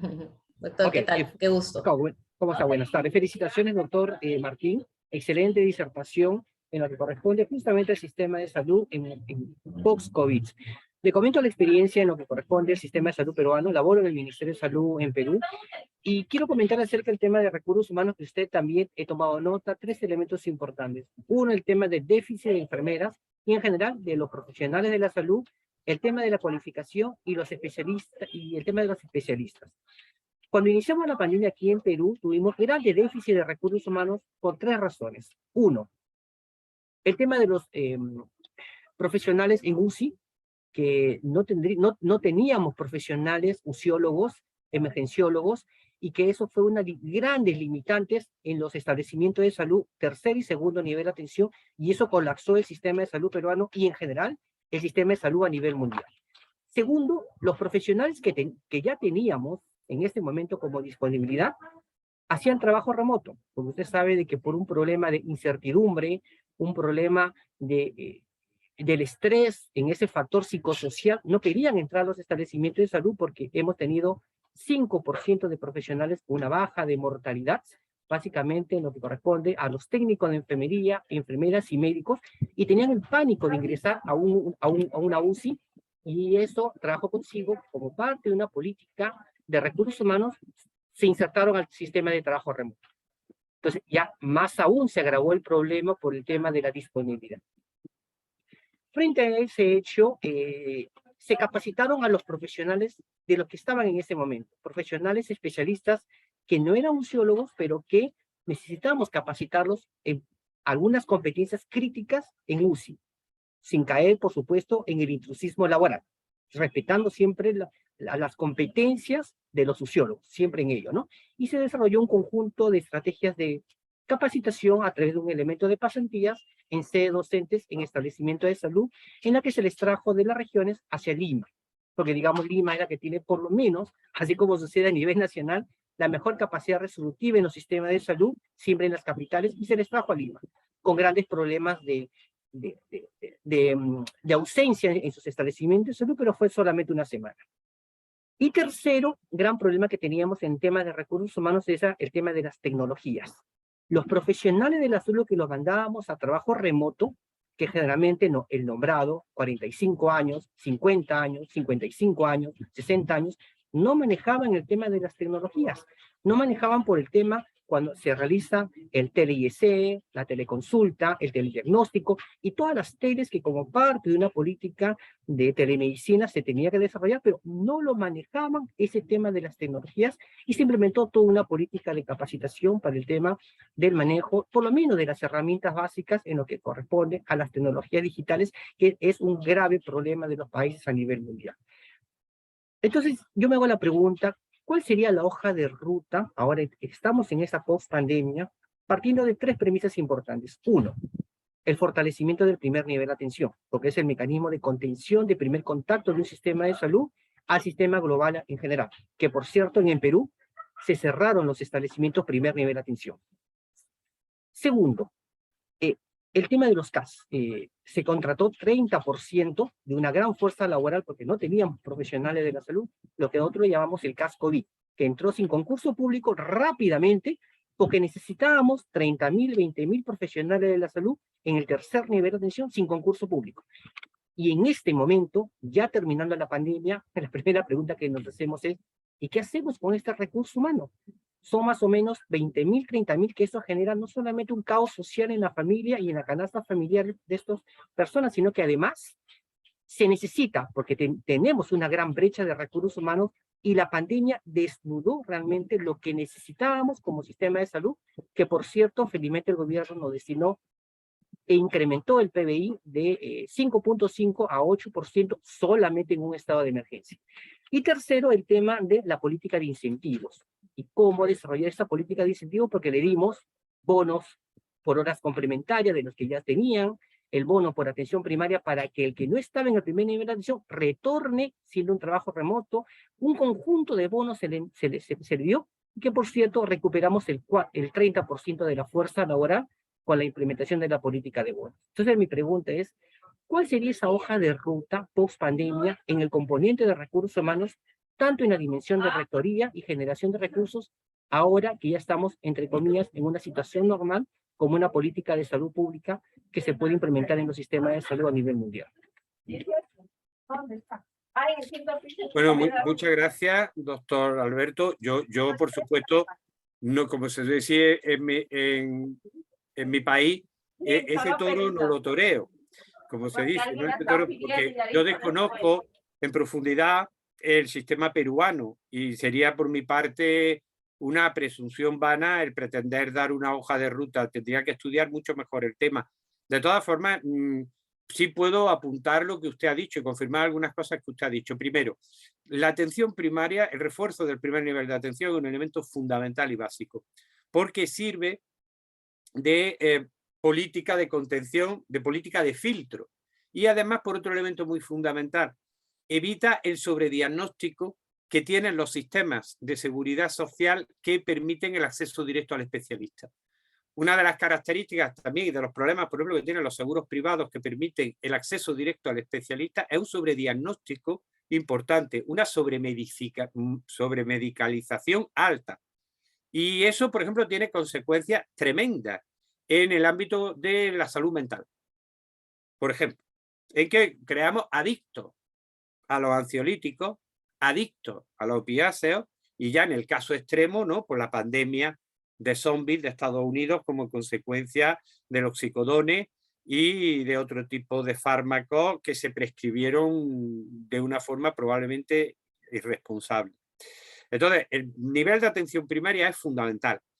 El otro problema, ¿qué se hace con los miles de trabajadores incorporados de emergencia como consecuencia de la pandemia? Ajá, eso le gustaría saber al gobierno español, que está en la misma situación, que ha incorporado a miles de profesionales, además con un problema adicional. Nuestro sistema nacional de salud es fuertemente descentralizado, de tal forma que hay 17 comunidades autónomas y cada comunidad autónoma es prácticamente soberana en su toma de decisiones sanitarias. Eso nos crea graves problemas de coordinación e integración, enormes problemas. De hecho, hasta en el momento actual las historias clínicas no son interoperables entre comunidades autónomas, lo cual es una locura en un país de la riqueza y desarrollo de España, pero es lo que hay. Y entonces, si yo me voy de vacaciones a Cataluña o a Barcelona y me pongo malito, los médicos que me atienden no pueden acceder a mi historia clínica digital porque están en una comunidad autónoma diferente y no puedo saber si tengo alergia a un antibiótico o si tengo alergia a determinado procedimiento. Entonces, ruta primaria como primer nivel de frente. Segundo, esos profesionales, si son necesarios en el sistema, hay que establecer sistemas abiertos y transparentes para integrarlos en el sistema. Esto es porque no sé mucho más. Y la tercera dimensión, yo creo que hay que aprovechar, y yo lo haría, pero no, yo creo que hay que aprovechar que el sector salud es altamente intensivo en tecnologías innovadoras, requiere profesionales altamente cualificados y eso repercute en unas tasas de desarrollo económico y de civilización de la sociedad muy importantes. La salud no es un gasto, es una inversión. No solo salva vidas, no solo nos protege frente al dolor y a la enfermedad, sino que además crea desarrollo económico y crea además un desarrollo económico inclusivo, porque ahí son protagonistas las mujeres, porque son las cuidadoras desde que hicimos la revolución agrícola. Y la sanidad es no solo curar, sino sobre todo cuidar, sobre todo en un mundo de enfermedades crónicas, en un mundo de trastornos mentales que a veces se pueden solucionar con mejores cuidados y no con tratamientos farmacológicos que creen personas dependientes de por vida, que es un grave problema en todas las sociedades occidentales, particularmente en España y en Europa. Más ruta de cambio, sería incapaz, soy ignorante, no sé lo suficiente, tendría que estudiar mucho más, soy además sumamente prudente y obsesivo con esas cosas, quiero decir, me gusta estudiarme muy bien los temas antes de pronunciarme. Y muchas gracias por su intervención. Gracias, doctor. Y terminamos con el doctor Norberto Galván. Hola, ¿qué tal? Buenos días. Soy catedrático de la Maestría de Administración de Servicios de Salud de la Facultad de Medicina de la Universidad Veracruzana. Espero que me estén escuchando. Sí. Muchas gracias de antemano, doctor Martín, por toda esta exposición y porque solamente así compartiendo el conocimiento logramos, y discutir ese conocimiento, logramos crear nuevo conocimiento para beneficio de la humanidad.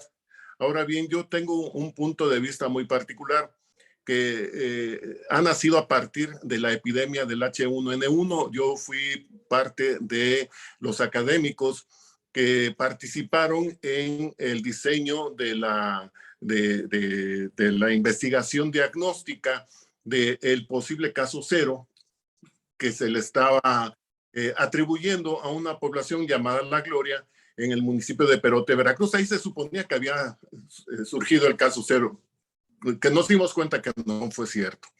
Posteriormente a esto, participé en un programa de salud pública en Israel, donde expuse mi experiencia en ese diagnóstico situacional y bueno, eso causó ciertas risas por la situación en la que los gobiernos mexicanos y sobre todo del estado de Veracruz habían manejado esta pandemia. Con este contexto quiero decir que yo considero que el punto de vista que usted da acerca de los contextos políticos, culturales, sociales, de liderazgo, que también lo ha mencionado la doctora Gloria, pues crean un panorama muy, muy, muy diverso y que pues no permiten que la humanidad esté preparada ante una eventualidad como los fenómenos naturales y como este tipo de pandemias. ¿Qué podemos hacer ante esta situación? Porque el mundo es tan diverso, si de por sí dentro de una familia hay diversidad de puntos de vista y de opiniones, pues ante un mundo así, que por más que esté globalizado, por más de que se hayan estandarizado muchas medidas sanitarias, siempre nos enfrentamos a esta desventaja. No podemos hacer frente a fenómenos naturales, nos rebasa siempre, o a pandemias de esta naturaleza. ¿Qué podemos hacer? ¿Cuál es el futuro que nos depara? Porque pandemias van a seguir existiendo. Nuevamente, una pregunta imposible de responder. Yo comparto cierto pesimismo antropológico con usted, profesor, doctor Norberto. Yo creo que los desafíos probablemente nos superan y que no tenemos instituciones de gobernanza mundiales y que luego las propias, como he comentado antes, las propias instituciones de gobernanza y democráticas están en regresión. Vivimos un mundo cada vez más polarizado, cada vez más fanatizado, cada vez más orientado en un mercado a corto plazo. Y el mercado es una tremenda máquina de crear riqueza, pero no tiene moral, no tiene ética. Y son los poderes públicos, los agentes sociales, los que tienen que embridar el mercado, los que tienen que llegar a una simbiosis que cree valor, no que la destruya. ¿Cuáles son los mecanismos? Pues habría mucho que hablar. ¿Cuáles son los cambios institucionales? Pero los desafíos que nos enfrentamos son enormes. ¿Qué quiere que le diga? Yo también soy en parte pesimista, pero creo que hay que ser optimista. Creo que hay que tener esperanza. Creo que hay que luchar por las generaciones que vienen, por proporcionarles algo de calor, algo de vida, por romper el corsé a veces excesivamente mercantilista. Y por eso hay que mantener la esperanza. Ahora, si miramos de forma objetiva la situación del mundo, el crecimiento de la desigualdad, la falta de gobierno y de instituciones, el desprestigio de profesionales o del valor de los expertos a favor de mensajes que se difunden en las redes sociales y que son falsas. Por ejemplo, una diapositiva que no he puesto es el efecto tan brutal que han tenido la información falsa para la propagación del COVID y para la generación de enfermedad y mortalidad, no solo por algunos líderes de América Latina, que ustedes tienen en mente, por algún antiguo presidente de Estados Unidos, ya mayor, que dijo cosas, en fin, sobre la lejía y que no voy a entrar en ello, Y es sino... más creer, ¿no? Son más fáciles de creer estas mentiras. Sí, pero hay muchos estudios de economía del comportamiento y de economía de redes que nosotros trabajamos en ello. Una mentira siempre se difunde muchísimo más rápido que una verdad y siempre cuesta mucho más acabar con la desinformación que lo que cuesta propagar la desinformación. En un reciente informe del Banco Mundial aparece, por ejemplo, Perú como uno de los países en que más penetra la información falsa sobre el COVID, en que hay cada vez más gente que cree en cosas raras o que las vacunas no son efectivas, por ejemplo, ¿no? Entonces, esta desinformación es una de las grandes lacras. Por un lado, tenemos la enorme ventaja de que si no hubiéramos tenido espacios de datos, si no hubiéramos tenido conexión inmediata en banda ancha, no hubiéramos podido producir la vacuna, no hubiéramos podido compartir la secuenciación, no hubiéramos podido trabajar los grandes grupos de investigación del mundo. Pero por otro lado, tenemos unas redes que desinforman, atontecen, idiotizan a las generaciones jóvenes. Yo le digo a mis estudiantes de grado y de posgrado, por favor, ¿cómo es que no leéis libros? ¿Cómo es que no leéis artículos? Eso es algo fundamental. Eso no se sustituye por una conexión o por una charla TED. Cuando uno quiere estudiar algo en profundidad, tiene que estudiar. Y eso está desapareciendo, ¿no? Hay una cierta caída de la hegemonía de la imprenta, de la lectura, de centrarnos en un tema y conocerlo y disfrutarlo por la multitarea. Entonces yo también comparto cierto pesimismo existencial con el doctor Norberto, pero yo creo que hay que mantener la esperanza. Hay que mantener la esperanza de que podamos seguir para adelante, que nuestras sociedades puedan mejorar, porque también hay muchos puntos positivos. Se han conseguido muchas cosas. Por ejemplo, el profesor anteriormente comentaban, hemos tenido problemas en las unidades de cuidados intensivos.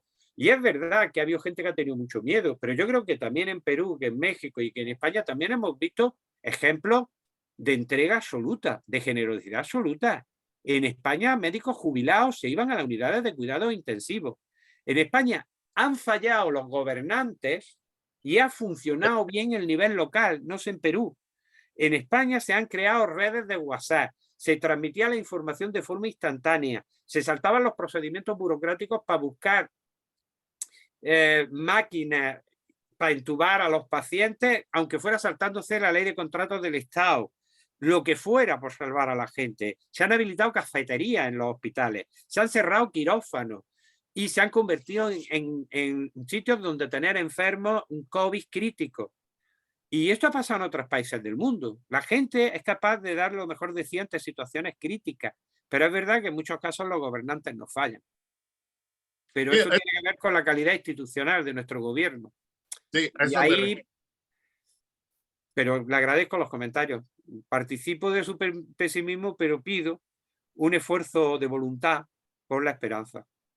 Claro, ¿no? Y como catedrático en el tema de salud pública, siempre procuro, y ese es mi papel y mi labor, de impulsar el mejor desarrollo de los estudiantes para que ellos lleven a cabo tareas de salud pública encaminadas a beneficiar siempre a la población, siempre pensando en el bienestar colectivo. Así debe de ser. Es el esfuerzo que nos toca hacer a todos como colectividad para que cuando hay fallas de los gobernantes, la base social pueda salir adelante. Muchas gracias. De acuerdo. Gracias, doctor Norberto. Gracias, doctor. Bueno, nada, doctor, yo creo que es suficiente. Le agradezco infinitamente que se haya tomado el tiempo.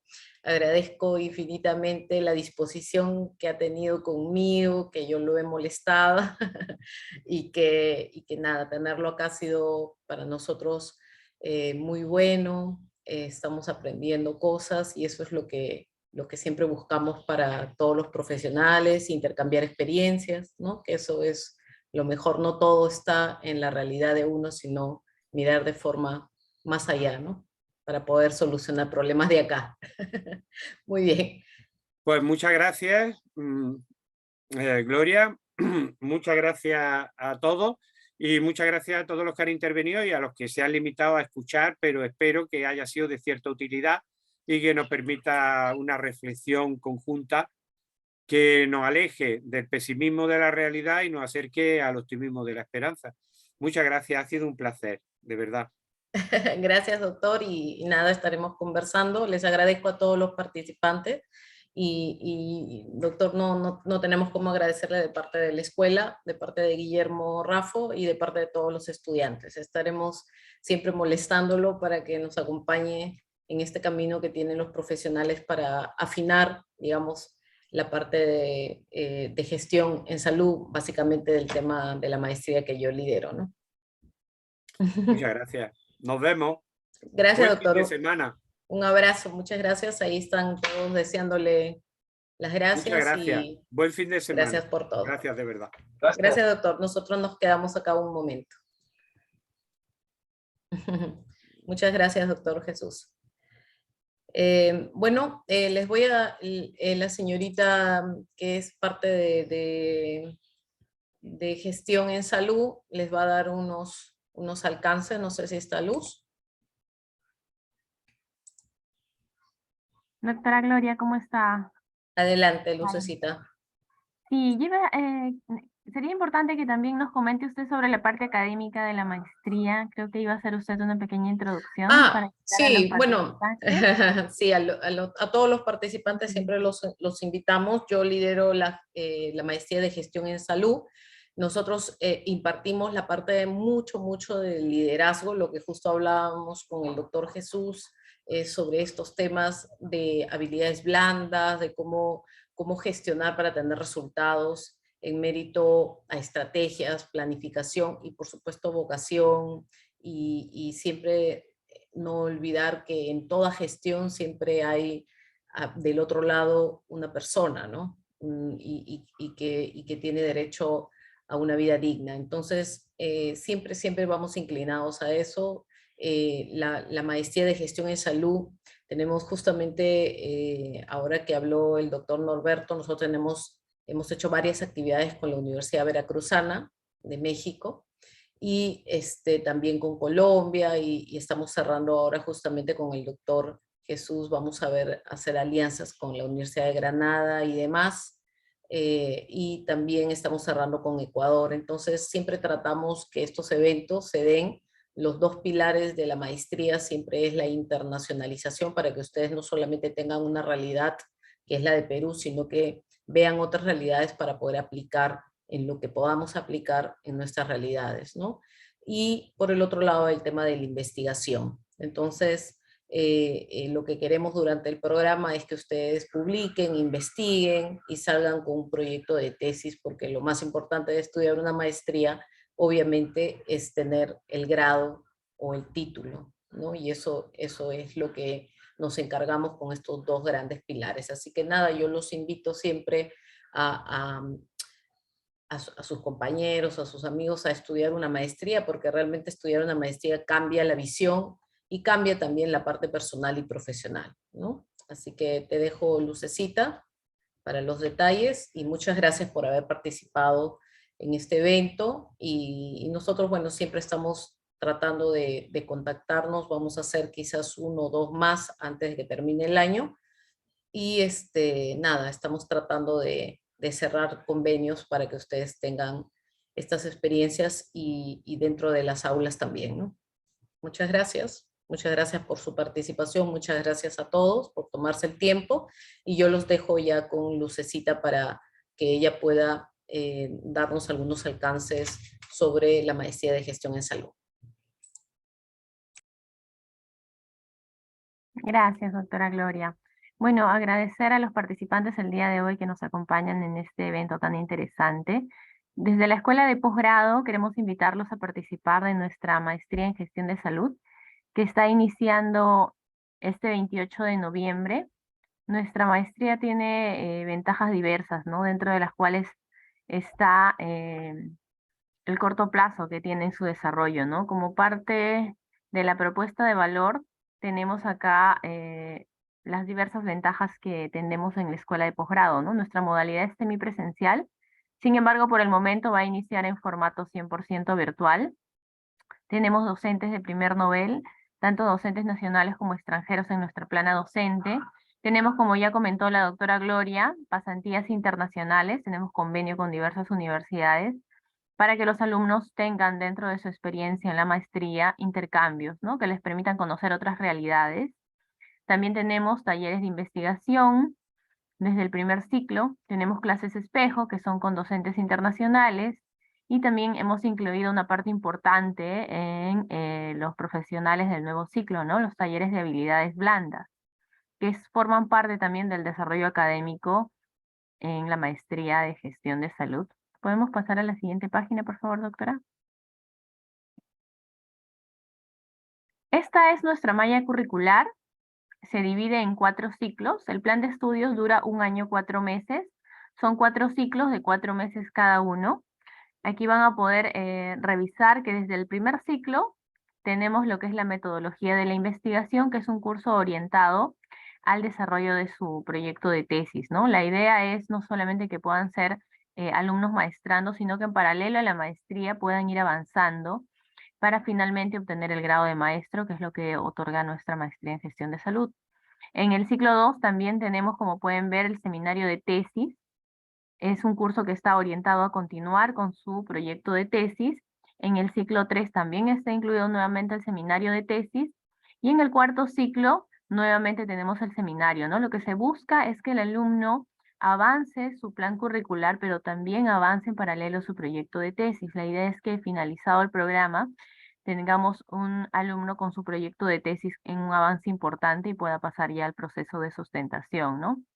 Acá están detalladas algunos de los talleres que contamos dentro de la maestría, como es el manejo del tiempo y productividad, trabajo en equipo, manejo de conflictos.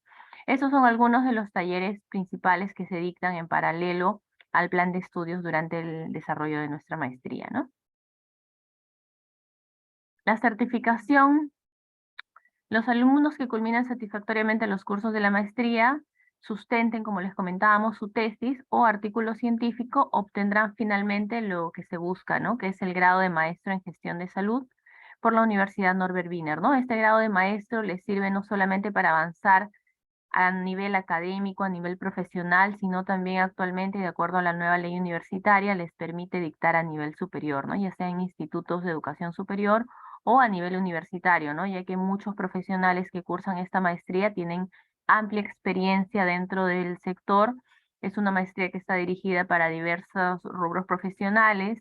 Tenemos principalmente a los profesionales del área de enfermería, tenemos médicos, y el 90% de nuestros alumnos, o quizás más, son colaboradores de instituciones públicas tan importantes como MINSA o ESalud, ¿no? Entonces estamos formando profesionales que ya tienen experiencia y que con este grado que obtienen de maestro se les abre un nuevo camino, ya sea dentro de su ámbito profesional en el sector público o privado, para poder liderar equipos, ¿no?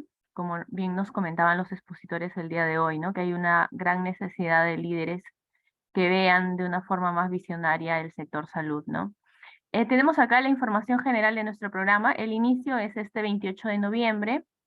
Nuestro horario de clases es en frecuencia quincenal, los días sábados, de 8 de la mañana a 12:45, y semanalmente también tenemos tutorías de refuerzo, ¿no? Para que los alumnos puedan tener una retroalimentación de los cursos que se van desarrollando, ¿no? Estas tutorías son semanales y las clases son en frecuencia quincenal. La duración de nuestra maestría es de 16 meses, que es 1 año 4 meses.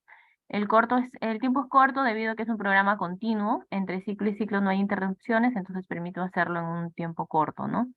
La modalidad que está reconocida por SUNEDU es semipresencial, sin embargo, por el momento vamos a iniciar 100% virtual en tanto se retorne de forma gradual a las modalidades originales, ¿no?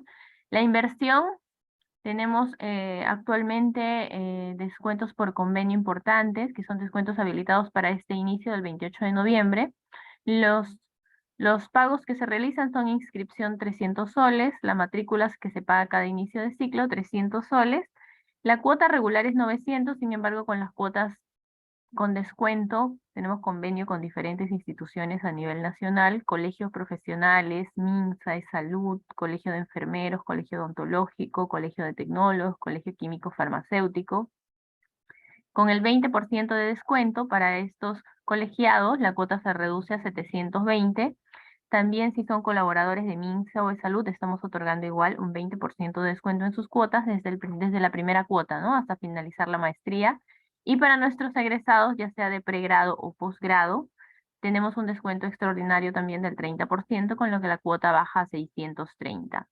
Nosotros en la semana que viene vamos a estar recibiendo toda esa semana inscripciones para nuestro inicio del 28 de noviembre. Estos son los requisitos en la parte final. Lo único que necesita un alumno para poder inscribirse a la maestría es contar con su grado de bachiller registrado ante SUNEDU. Nosotros nos encargamos de hacer la validación, es el único requisito, y tener una experiencia relevante como mínimo de 1 año. También están consideradas las prácticas. Entonces, cualquier consulta, cualquier duda, mi nombre es Luz Guamán, yo soy colaboradora de la Escuela de Posgrado. En pantalla está apareciendo mi número celular, donde gustosamente los vamos a poder ayudar en cualquier consulta que tuvieran con la Escuela de Posgrado, o el correo electrónico también, ¿no? Para poder atender cualquier consulta también estamos a disposición. Gracias, Lucecita. Como bien lo dice Luz, ahí están sus datos, por favor, para que puedan de repente hacerle un print y hacer con sus contactos y demás. La maestría de gestión en salud en la Universidad Wiener es una que está liderando. Tenemos un público bastante diverso, tenemos cirujanos, obstetras, enfermeras, técnicos, químicos, ¿no? Y pueden utilizar los convenios que tenemos con diferentes entidades del Estado y también públicas, privadas. Así que los invito. Nosotros tenemos una relación bastante directa con los alumnos, con los docentes. Los docentes que tenemos en La Plana son docentes en investigación, RENACIT, y de línea, o sea, de la carrera, son funcionarios, como bien los han visto. El doctor Félix trabaja en e-salud desde la parte de recursos humanos. El doctor Alberto también se encarga de todo lo que es economía en la salud. Así que tenemos diferentes funcionarios públicos y privados de alto nivel, en donde ellos podrán trasladar sus experiencias con todos ustedes. Entonces, quedan totalmente invitados a participar de esta maestría, que es sumamente importante para la parte personal y para la parte profesional, ¿no? Como bien ha dicho Luz, en los primeros ciclos enseñamos talleres de habilidades blandas, porque lo que formamos en gestión en salud son líderes. Muy bien, les agradezco, muchas gracias por haber participado. A todos los que están en el Facebook también les mando saludos, un buen fin de semana, y agradezco nuevamente la participación del doctor José Jesús Martín de la Universidad de Granada y de Andaluz. Así que nada, muchas gracias, espero les haya gustado y estaremos pronto haciendo nuevas actividades internacionales. Muchas gracias al doctor Norberto, también a la Universidad Veracruzana, que somos también, formamos un partner muy bueno con la Universidad de Veracruzana. Así que muchas gracias a todos y que tengan un buen fin de semana. Gracias.